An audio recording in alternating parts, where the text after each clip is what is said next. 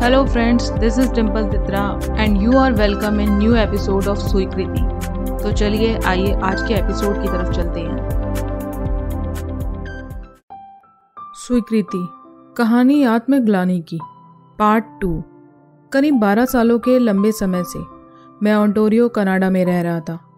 Ontario में ज़िंदगी काफ़ी व्यस्त थी, जिस कारण मैं भारत आकर बहुत कम ही अपने घर वालों से मिल पाता था। काफ़ी समय से वहाँ रहते हुए मेरा एक ही उद्देश्य था कि जल्द से जल्द बहुत सारा पैसा कमाकर अपने घर वालों को वहीं बुला लूँ, फिर बाकी की ज़िंदगी उनके साथ वहीं सुकून से जी सकूँ। इसी जद्दोजहद में मैं एक फर्नीचर कंपनी के कॉन्ट्रैक्ट के लिए पिछले 4 साल से कोशिश कर रहा था। यदि वह कॉन्ट्रैक्ट मुझे मिल जाता तो मैं एक झटके में काफ़ी पैसा कमा लेता और आखिरकार वह शुभ दिन मेरे जीवन में 24 सितंबर 2002 को आ ही गया। उस दिन मैं आम दिनों की तरह अपने ऑफिस में बैठकर अपनी कुछ फाइलें देख रहा था कि तभी मुझे फर्नीचर डिपो के मैनेजर का फ़ोन आया। मुबारक हो सर, हमारी कंपनी आपको प्रोजेक्ट देने के लिए राज़ी हो गई है, तो प्लीज़ 2 से 3 घंटे में आकर सारे फॉर्म भर दीजिए। कंपनी मैनेजर ने खबर दी और फ़ोन रख दिया। इतनी बड़ी खबर सुनने के बाद मैंने तुरंत अपने पुराने दोस्त अश्विन को फ़ोन किया और यह खबर उसके कानों में डाल दी।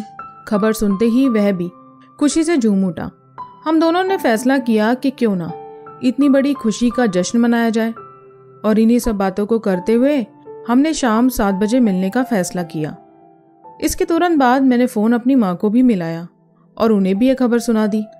यह खबर सुनकर माँ भी खुशी से फूली न समाई और साथ ही उन्होंने मुझसे प्रोजेक्ट खत्म होने के बाद इंडिया वापस आने का वादा भी ले लिया।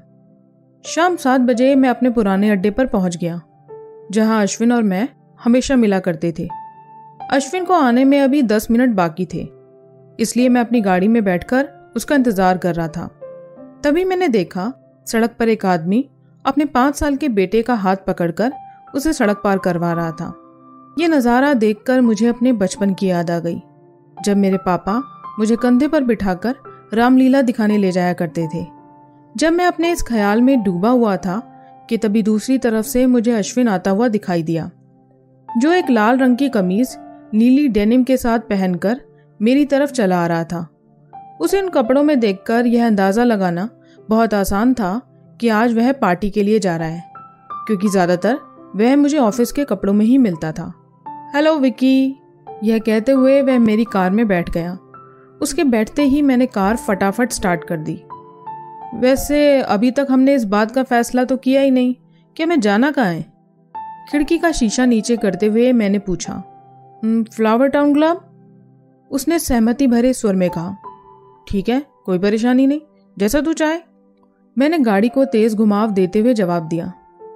वैसे एक बात तो बता, इस प्रोजेक्ट से तू कितना कमाने वाला है? अश्विन ने जिज्ञासा भरी आंखों से पूछा। बस इतना कि बाकी की जिंदगी यहाँ आराम से गुजर जाएगी, और वो भी अकेले नहीं, परिवार के साथ, मैंने बड़ी खुशी से जवाब दिया। और पूरे प्रोजेक्ट में वक्त कितना लगेगा? अश्विन ने सवाल किया। ज़्यादा से ज़्यादा 4 महीने, मैंने एक नज़र साइड मिरर में देखते हुए कहा। उसने मुस्कुराते हुए शाबाशी देने के लिए मेरी पीठ थपथपाई। इस पर मैंने भी ताव में आकर अपना कॉलर ऊंचा कर दिया, जैसे मैं खुद भी गर्वित महसूस कर रहा था।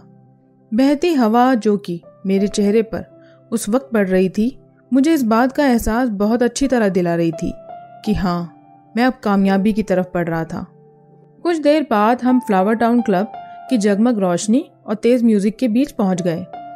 हर जगह लोग ही लोग मौजूद थे। कोई नाच रहा था, कोई सिगरेट फूंक रहा था, तो कोई शराब के प्याले पकड़कर बैठा था। सब तरफ देखकर ऐसा लग रहा था जैसे हर कोई इस भीड़ में खुद को खो देना चाहता हो। सबसे पहले हम बार सेक्शन की तरफ गए, जहाँ एक खूबसूरत बारटेंडर मौजूद थी, जो मेरे ख्याल से एक रशियन लड़की थी।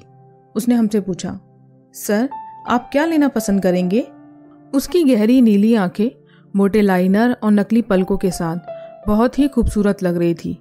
उस रात उसकी खूबसूरत आंखों को देखने में मैं पूरी रात बिता सकता था। कुछ पल के लिए मैं उसके खूबसूरत चेहरे की बारीकियों को तराशने में उलझ गया और मेरी नज़रें उसके चेहरे पर बर्फ की तरह जम गई।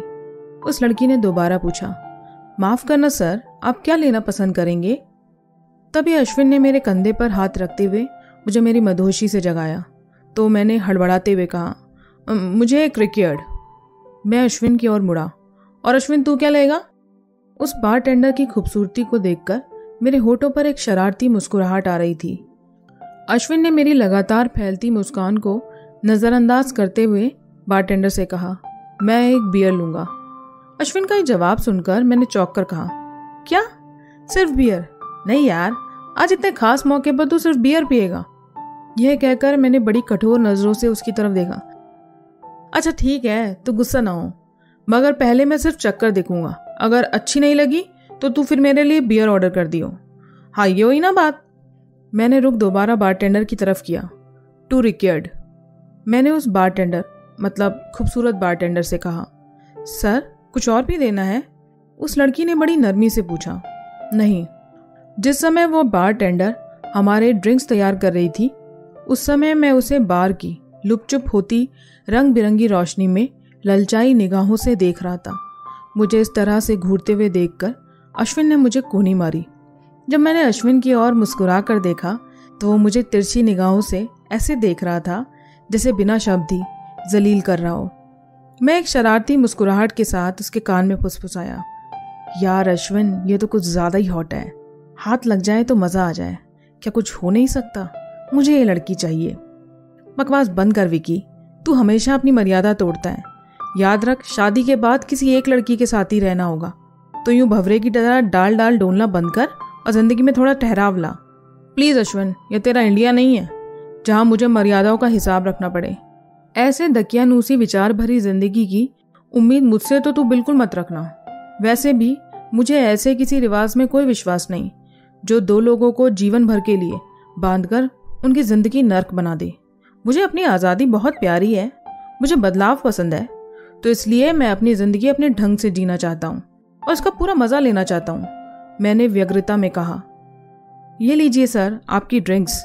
बारटेंडर ने ग्लास हमारी तरफ सरकाते हुए कहा, जिस कारण अश्विन और मेरी बहस बीच में ही रुक गई, जो कि अक्सर होती रहती थी।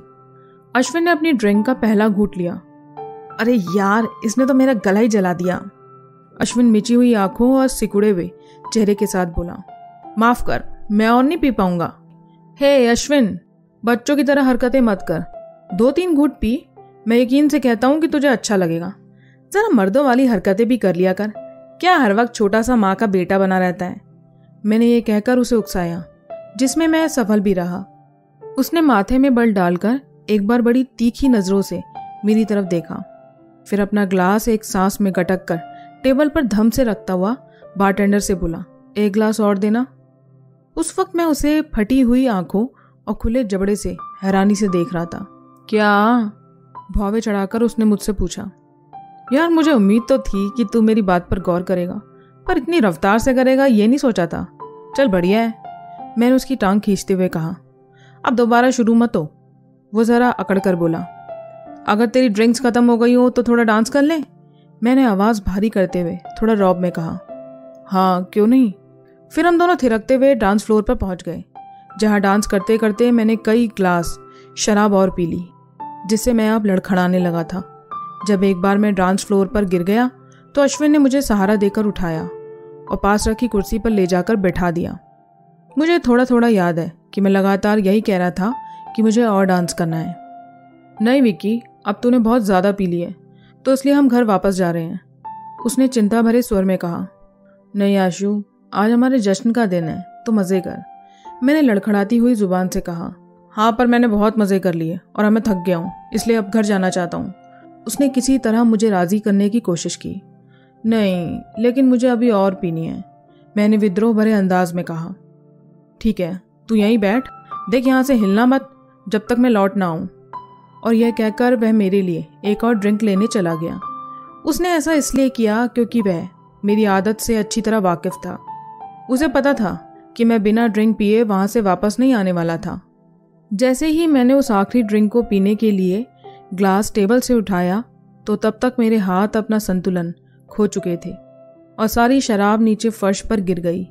यह देखकर अश्विन ने फौरन ग्लास मेरे हाथ से छीनकर टेबल पर वापस रख दिया। उसके बाद क्या हुआ मुझे कुछ ठीक से याद नहीं। मैं बस इतना ही याद कर सकता हूँ कि वहाँ से निकलते वक्त मुझे बस पागलों की तरह नाचते हुए लोग नजर आ रहे थे। जैसे तैसे अश्विन सहारा देकर मुझे गाड़ी के पास लेकर आया। गाड़ी के पास पहुंचकर उसने पीछे वाली सीट का दरवाज़ा खोला तो मैंने गाड़ी में बैठने से इनकार कर दिया। अब क्या हुआ? उसने बड़े कठोर शब्दों में कहा। मैं गाड़ी खुद ही चलाऊंगा, मैंने बड़े हठी अंदाज में कहा। सवाल ही पैदा नहीं होता भाई, गाड़ी तो बहुत दूर की बात है, तू तो खुद को भी नहीं संभाल पा रहा तो स्टीयरिंग क्या खाक संभालेगा? अब दिमाग ना खराब कर और चुपचाप पीछे बैठ जा, उसने डांटते हुए कहा। मुझे याद है मैंने कुछ देर तक इसी बात पर उससे बहस की थी। फिर बाद में कुछ कहते हुए मैं अपने पूरे होश खो बैठा। अगली सुबह जब आँख खुली तो मैंने खुद को अश्विन के घर में पाया। मुझे अंदाज़ा भी नहीं लग पा रहा था कि अश्विन मुझे वहाँ तक कैसे लेकर आया होगा। गुड मॉर्निंग, अश्विन ने नींबू पानी का एक ग्लास मेरे हाथ में थमाते हुए कहा। माफ़ करना यार, कल कुछ ज़्यादा ही हो गई थी, मैंने मुस्कुराते हुए उसकी तरफ देखा। तू तो बस रहने दे, तेरा तो हमेशा का है। जब भी किसी पार्टी में जाओ तो वहाँ दारू पीकर फैल जाओ और मैं हर बार तुझे बोरे की तरह उठाकर घर लेकर आऊँ। यार विकी, तू कब तक ऐसे करेगा?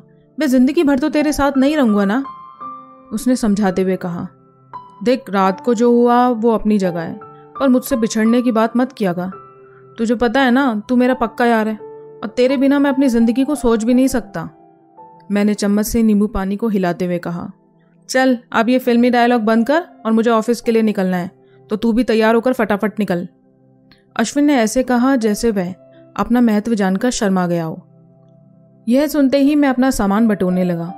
तभी मुझे अश्विन ने यह भी बताया कि सुबह सुबह क्रिस्टीना का फ़ोन आया था और वो मेरे बारे में पूछ रही थी। क्रिस्टीना कनाडा में मेरी एक अंग्रेज़ गर्लफ्रेंड थी। वह मेरे साथ पिछले 1.5 साल से एक घर में रह रही थी। हम दोनों एक पार्टी में मिले थे। अब तक हम दोनों के बीच रिश्ते को लेकर कोई वादा नहीं था, बस हम दोनों को एक दूसरे का साथ पसंद आया तो हम साथ रहने लगे, वो भी बिना किसी भविष्य की उम्मीदों के। मेरे जैसे आज़ाद ख्याल इंसान को कोई आज़ाद ख्याल लड़की ही समझ सकती थी। उस मामले में क्रिस्टीना खरी उतरती थी, क्योंकि उसने कभी किसी बंधन जैसे शादी की मुझसे कोई फरमाइश नहीं की थी। शायद यही वजह थी जो मैं अब तक उसके साथ पिछले 1.5 साल से आराम से रह रहा था। ऐसा नहीं था कि वो कनाडा में मेरी इकलौती गर्लफ्रेंड थी। उससे पहले और भी कई लड़कियां मुझे मिली थी जिनसे मैंने मुलाकातें की थी, या यूं कहिए कि हम बिस्तर हुआ था। मगर उन लोगों ने चंद मुलाकातों में ही किस्सा खत्म कर दिया और लंबे बोझिल रिश्तों की तो मुझे भी कब कहाँ ज़रूरत थी। क्रिस्टीना पहली थी जिसे लंबे समय के लिए मैं अच्छा साथी मालूम हुआ था।